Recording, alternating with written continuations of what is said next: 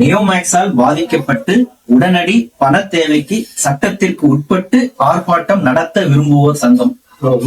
ஆமா, அந்த ஏன்னா அதுல எல்லா டீடைல்ஸுமே வந்து கொடுத்துறாங்க. நியோமேக்ஸால பாதிக்கப்பட்டவங்க எனக்கு உடனடியா வந்து பண தேவைக்கு போராட்டம்னால வந்து சட்டத்திற்கு உட்பட்டு ஆர்ப்பாட்டம் நடத்த விரும்புவார் அப்படிங்கிறத மென்ஷன் பண்ணியிருக்கிறாங்க.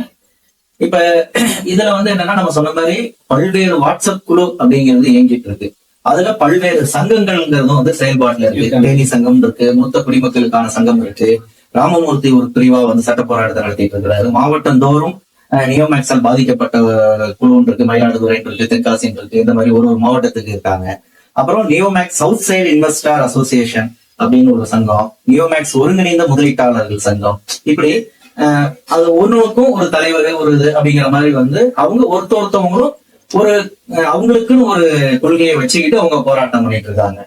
தமிழ்நாட்டிலே வந்து ஒரு மோசடி பண்ண நிறுவனத்துக்கு எதிராக இவ்வளவு பெரிய அமைப்பு வந்து தனித்தனியா நினைக்கிறேன். கண்டிப்பா இவங்க எல்லாம் ஒரு இதுல வந்து இவங்க வந்து ஒரு குடையின் கீழே இயங்குவதற்கு தடையாக வந்து இருக்கு. நியோமேக்ஸ் குரூப்பே வந்து ஒவ்வொருத்தரையும் தனித்தனியா தள்ளி விட்டாங்க. இல்ல, உண்மை அதுதான் பிரச்சனை. ஒருங்கிணைக்க விடாம ஏதோ ஒரு காரணம் சொல்லி